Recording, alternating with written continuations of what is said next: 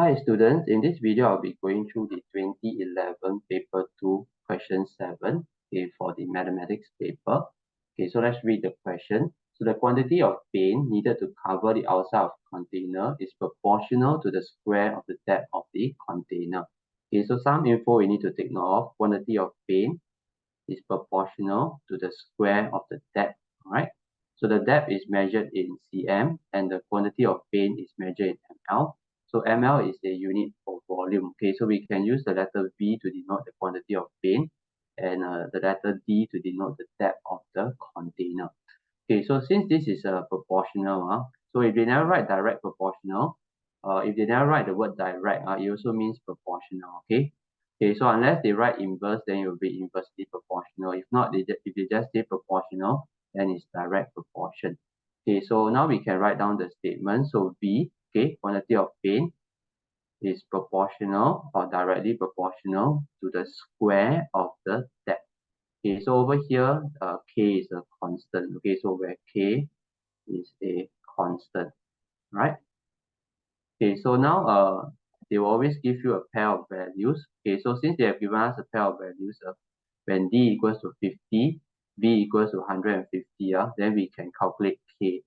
Then once we have calculated K, we will be able to calculate the quantity of paint needed when D is 70. So let's go ahead and do that. So when D equals to 50 cm, V will be equals to 150 ml. So as given in the question over here. Alright, so let's start with inside. So 150 will be equals to K times 50 square. So we'll just take 150 divided by 50 square to get K lah.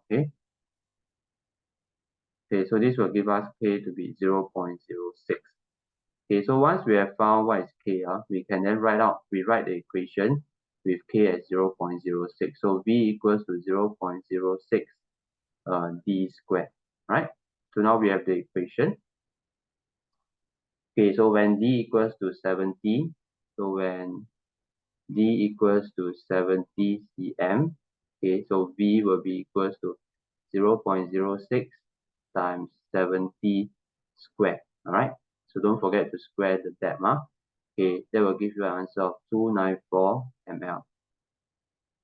So just like this, we can get the answer 294. So this is actually a rather typical question with regards to direct proportion. Then in part 2, now they want us to calculate the depth when the quantity of paint needed is 54. So now instead of giving us the depth, they give us the volume, then we calculate the depth.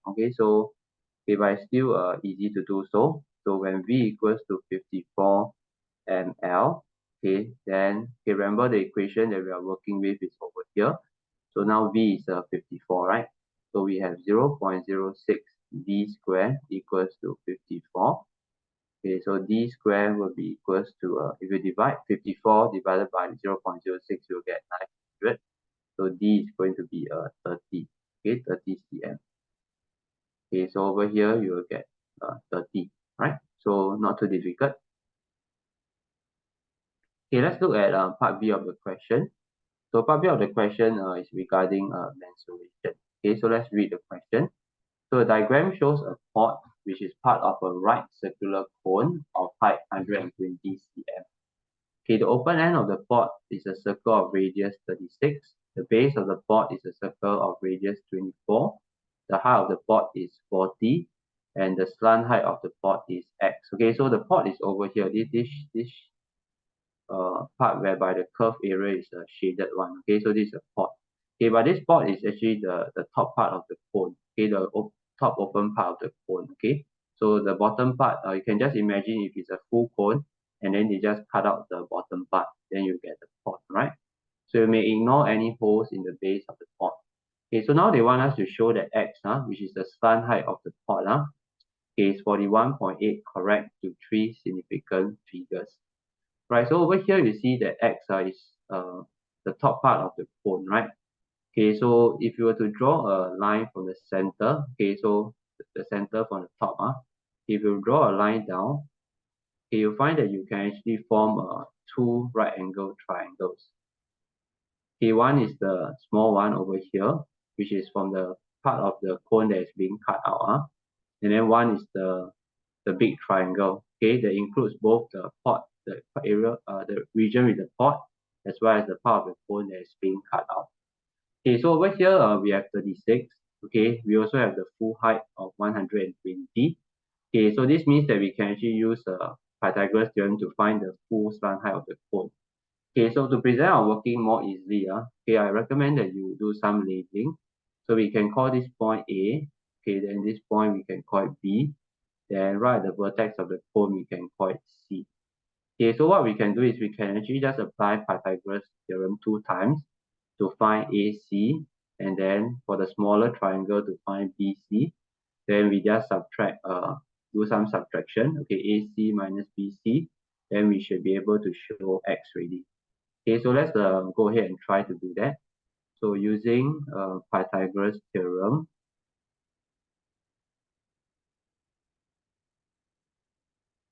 okay, so let's calculate AC first. So AC will be equals to square root of 36 square plus, okay, the full height, which is 120. Okay, so 120 square plus 36 square. Okay, so if you calculate out, you'll get 125.284 cm. Okay, then now let's calculate BC. Okay, so BC will be for the small triangle. Okay, so it will be the height of the small triangle is now 80, right? Okay, so and then this horizontal, the radius of the small cone, okay, over here the smaller circle, which is the base of the pot, is 24. Okay, so 80 square plus 24 square. Okay, so if you square root, you end up with this number 83.522 cm. Okay, so all we need to do is to find X, we subtract 83.522 from 125.284, then we should be able to show already.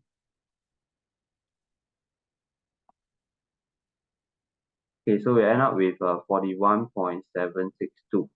Okay, for this kind of question whereby they ask you to show to 3 sig fig, okay, the step before that has got to be more than 3 sig fig. Okay, then after that you show them that after you round off to 3 sig fig, you get 41.8. Okay, so you should not after this step you straight away write 41.8. Okay, so write something that's more decimal places. Okay, then after that then you round off to 41.8. So X equals to 41.8, 3 sig fig, and we can write shown. Okay, so this part still not too difficult. Okay, then part 2, they want us to calculate the total surface area of the outside of the pot. Okay, so the total surface area of outside the pot would include, okay, the curved part. Okay, so this part, okay, so let's call this okay, the curved part, okay, and the base of the circle, right? Okay, so if you think about it, this curved part is actually the top part of the open part of the cone, right? Okay, so we can't, there's no formula to calculate this top part of the curve, okay, this curve area directly. Okay, but what we can do is that we do something like what we did in part 1, right, to find this length. Okay, we took AC minus AB. Okay, but now instead we will do the subtraction of curved surface area. So basically, if I call this the bottom part of the cone that has been cut out, right? Okay, I call this curved surface area area 1. And then if I take the entirety of the cone and I call that full surface area area 2, right? If I find area 2, okay, which is for the full cone, including the part that is cut out, minus the part that is cut out, then I will get this shaded curve part already. Then after that, all I need to do is add the base, which is just this circle with radius 24. Then I'll be able to find the total surface area already of the outside of the pot. Right, so let's go ahead and do that. So let's find the curved surface area 1 first, okay? So that will be for the small cone. So if you recall, curved surface area of cone is pi RL. Okay, so pi RL, where L is the slant height over here, which is BC, which we have found earlier on already. Okay, so let's go ahead and do that. Okay, so curved surface area 1. Area 1. Okay, so you can actually label the areas like this.